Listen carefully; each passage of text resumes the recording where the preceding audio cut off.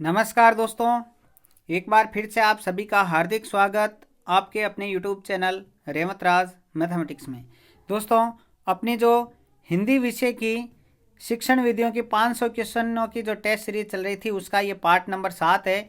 यदि इससे पहले के 6 पार्ट आपने नहीं देखे तो प्लेलिस्ट मिल जाएगी हिंदी शिक्षण महत्वपूर्ण 500%, वहाँ से आप सारे वीडियोज़ देख सकते हैं।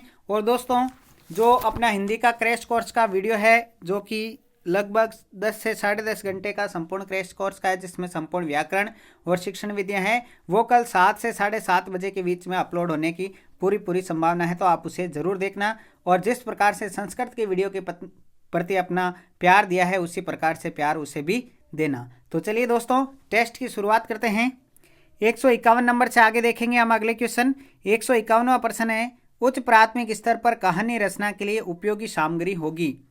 विकल्प नंबर 1 है शामपट, दूसरा फ्लैश कार्ड, तीसरा चित्रकथाएं और चौथा है ये सभी। तो 151 का अब आपको कमेंट बॉक्स में कमेंट करना है। आपके कितने सही होते हैं ये भी आपको ज़रूर देखना है। 500 क्वेश्चन ये लगातार आपके टेस्ट इसी प्रकार से चलते रहेंगे।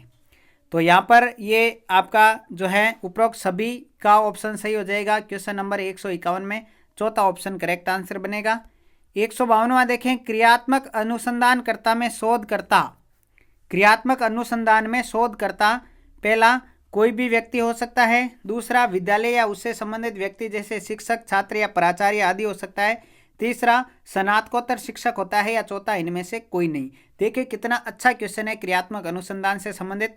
तो बताइए 152 का करेक्ट आंसर क्या हो जाएगा।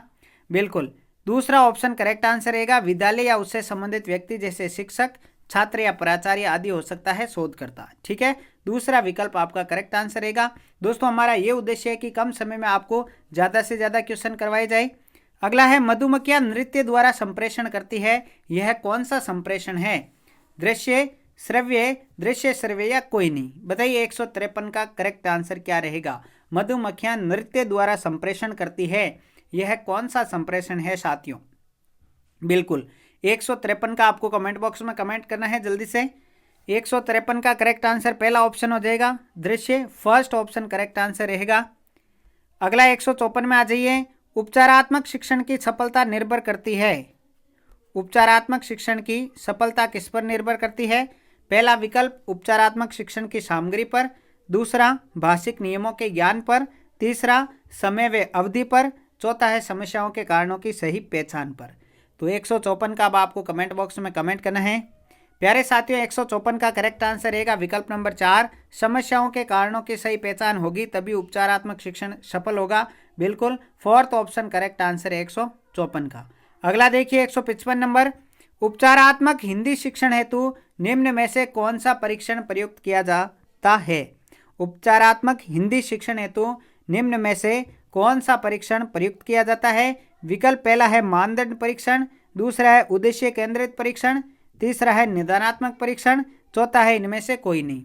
तो 155 का अब आपको कमेंट बॉक्स में कमेंट करना है कि उपचारात्मक हिंदी शिक्षण हेतु बिल्कुल निदानात्मक परीक्षण प्रयुक्त किया जाता है। विकल्प नंबर 3 आपका करेक्ट आंसर रहेगा 155 में। 155 में थर्ड ऑप्शन करेक्ट आंसर है। 156 में आ जाइए, उपचारात्मक शिक्षण में किस अनुदेशन सामग्री का उपयोग किया जाता है। उपचारात्मक शिक्षण में किस अनुदेशन सामग्री का उपयोग किया जाता है। क्रमित, अभिक्रमित, काल्पनिक या ये सभी। बताइए 156 का करेक्ट आंसर क्या रहेगा। उपचारात्मक शिक्षण में किस अनुदेशन सामग्री का उपयोग किया जाता है। तो 156 का जो करेक्ट आंसर है वह रहेगा विकल्प नंबर 2, अभिक्रमित सामग्री। दूसरा विकल्प बिल्कुल सही है 156 का। 157 नंबर में आ जाइए, निम्न में से क्या एक उपचारात्मक शिक्षण का एकमात्र लक्ष्य है। विकल्प पहला बच्चों की अधिगम से संबंधित समस्याओं का हल करना, दूसरा बच्चों की अधिगम से संबंधित समस्याओं को बढ़ाना, तीसरा बच्चों के अधिगम से संबंधित समस्याओं पर ध्यान न देना या उपरोक्त सभी। बताइए उपचारात्मक शिक्षण का एकमात्र लक्ष्य क्या होना चाहिए 157 में। जी हाँ, पहला करेक्ट आंसर रहेगा बच्चों की अधिगम से संबंधित समस्याओं को हल करना, दूर करना, ये इसका उद्देश्य एकमात्र उद्देश्य है। फर्स्ट ऑप्शन करेक्ट आंसर रहेगा 157 का। 158 में आ जाइए, प्रतीकवाद सिद्धांत किसे कहा गया है। अनुकरण सिद्धांत को, निर्णय सिद्धांत को, धातु सिद्धांत को या इंगित सिद्धांत को। बताइए 158 का करेक्ट आंसर क्या रहेगा। प्रतीकवाद सिद्धांत किसे कहा जाता है दोस्तों, ये बताना है आपको 158 के अंतर्गत। तो मेरे प्यारे साथियों, प्रतीकवाद जो सिद्धांत है वह निर्णय सिद्धांत को कहा जाता है। सेकंड ऑप्शन आपका करेक्ट आंसर रहेगा 158 का। ठीक है। 159 में देखो, मनुष्य के भावों एवं विचारों के पारस्परिक आदान प्रदान का माध्यम है बोली, भाषा, विचार या भाव। बताइए कितना अच्छा क्वेश्चन है। करेक्ट आंसर अब आपको कमेंट करना है जल्दी से कि मनुष्य के भावों एवं विचारों के पारस्परिक आदान प्रदान का माध्यम क्या है। बिल्कुल, आदान प्रदान का माध्यम है दोस्तों भाषा। सेकंड ऑप्शन आपका करेक्ट आंसर रहेगा 159 का ऑप्शन नंबर 2 करेक्ट आंसर है। आगे देखें 160वां, भाषा शिक्षण में पाठ्य पुस्तक अनावश्यक है, एकमात्र संसाधन है, साध्य है या साधन है। ये क्वेश्चन बार बार आपके सामने आ रहा है। करेक्ट आंसर रहेगा साधन है, पाठ्य पुस्तक साधन है, ध्यान रखना है। चौथा विकल्प बिल्कुल सही रहेगा 160 का। 161 में देखो, बच्चों की भाषा विकास की क्रमिक प्रगति का रिकॉर्ड रखने में कौन सा सर्वाधिक सहायक है। शिक्षक डायरी, पोर्टफोलियो, लिखित परीक्षा की उत्तर पुस्तिकाएं या नोटबुक। कितना अच्छा क्वेश्चन है मेरे प्यारे साथियों, बहुत ही शानदार क्वेश्चनों का लेवल रहने वाला है। बताइए करेक्ट आंसर क्या रहेगा। बच्चों के भाषा विकास की क्रमिक प्रगति का रिकॉर्ड रखने में कौन सा सर्वाधिक सहायक है। तो करेक्ट आंसर रहेगा 161 का। जल्दी से कमेंट करें। दूसरा ऑप्शन, पोर्टफोलियो के माध्यम से प्रगति का रिकॉर्ड रखा जाता है। दूसरा ऑप्शन करेक्ट आंसर है। ठीक है। 162 में आ जाइए, निम्न में से कौन सी शिक्षण सामग्री दृश्य श्रव्य नहीं है। दृश्य श्रव्य नहीं है ये बताना है दोस्तों। बताइए करेक्ट आंसर क्या रहेगा। दृश्य श्रव्य नहीं है ये बताना है आपको। जी हाँ, 162 का करेक्ट आंसर रहेगा आपका रेडियो। रेडियो केवल क्या है दोस्तों, केवल श्रव्य है। बाकी नाटक, टेलीविजन और कंप्यूटर ये सारे दृश्य श्रव्य में आएंगे। तो यहाँ पर आपका दूसरा विकल्प रेडियो करेक्ट आंसर हो जाएगा 162 का। 163 नंबर देखेंगे, भाषा शिक्षण के अंतर्गत दृश्य सहायक सामग्री का उपयोग होता है। दृश्य सहायक सामग्री का उपयोग बताना है। शुद्ध उच्चारण में, शुद्ध लेखन में, शुद्ध पढ़ने में या उपरोक्त में से किसी में नहीं। तो 163 का अब आपको कमेंट बॉक्स में कमेंट करना है। राइट आंसर क्या रहेगा मेरे प्यारे साथियों, जल्दी से बताइए 163 का आंसर। जी हाँ, दृश्य सहायक सामग्री का उपयोग किया जाता है। जल्दी से बताएंगे 163 का राइट आंसर क्या रहेगा। शुद्ध लेखन में। जी हाँ दोस्तों, दूसरा ऑप्शन करेक्ट आंसर रहेगा 163 का। 164 देखेंगे, भाषा तत्वों का ज्ञान प्राप्त करना किस उद्देश्य के अंतर्गत आता है। ज्ञानात्मक, कौशलात्मक, सृजनात्मक या अभिवर्त्यात्मक। बताइए 164 का करेक्ट आंसर।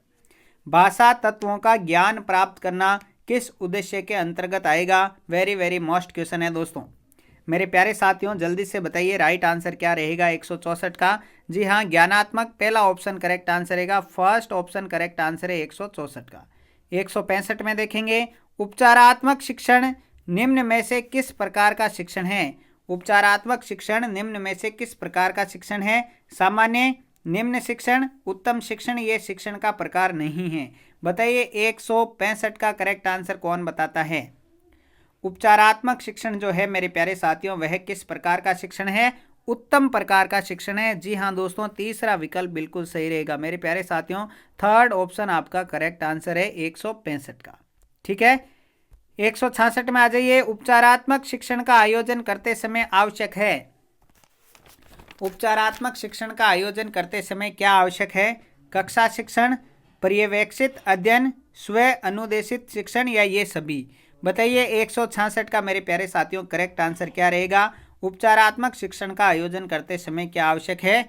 ये सभी आवश्यक है। जी हाँ दोस्तों, कक्षा शिक्षण, पर्यवेक्षित अध्ययन और स्व अनुदेशित शिक्षण सारे आवश्यक है। चौथा ऑप्शन करेक्ट आंसर रहेगा 166 का। वीडियो को लाइक नहीं किया तो लाइक जरूर कर दें। चैनल पर पहली बार है तो सब्सक्राइब जरूर कर लें। अगला क्वेश्चन देखेंगे, उपचारात्मक शिक्षण है एक प्रकार का आदेशात्मक कार्य, अनुदेशात्मक कार्य, नकारात्मक कार्य या धनात्मक कम अधिक ऋणात्मक कार्य। बताइए 167 का आंसर क्या रहेगा। उपचारात्मक शिक्षण एक प्रकार का क्या है दोस्तों, जल्दी से बताइए। 167 आपके सामने अवेलेबल है। जी हाँ, करेक्ट आंसर रहेगा अनुदेशनात्मक कार्य है, अनुदेशात्मक कार्य है। दूसरा ऑप्शन आपका करेक्ट आंसर रहेगा 167 का।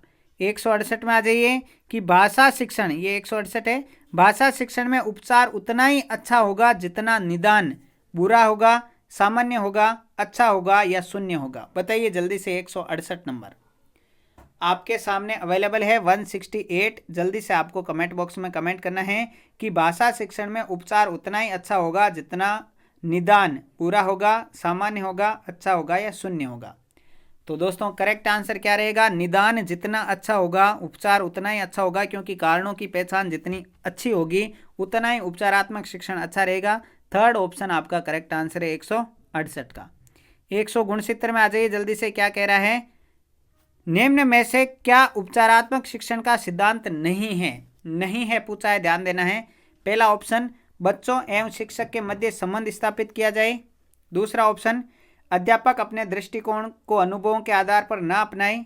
तीसरा, शिक्षण के दौरान बच्चों को सक्रिय रखा जाए। चौथा, शिक्षण निदानात्मक परीक्षणों में दक्ष हो। बताइए राइट आंसर क्या रहेगा मेरे प्यारे साथियों? 169 का। जी हाँ, कौन सा नहीं है? तो दूसरा नहीं है, अध्यापक अपने दृष्टिकोण को अनुभवों के आधार पर ना अपनाए, ऐसा नहीं बात है। तो दूसरा ऑप्शन आपका करेक्ट आंसर रहेगा 169 का। अगला देखें 170 नंबर, निम्न में से कौशलात्मक उद्देश्य में नहीं आता है। कौन सा कौशलात्मक उद्देश्य में नहीं आएगा? पहला विकल्प, बोध सहित सुनने की योग्यता प्राप्त करना। दूसरा, बोध सहित पढ़ने की योग्यता प्राप्त करना। तीसरा, प्रभावी ढंग से बोलकर अपनी बात कहने की योग्यता प्राप्त करना।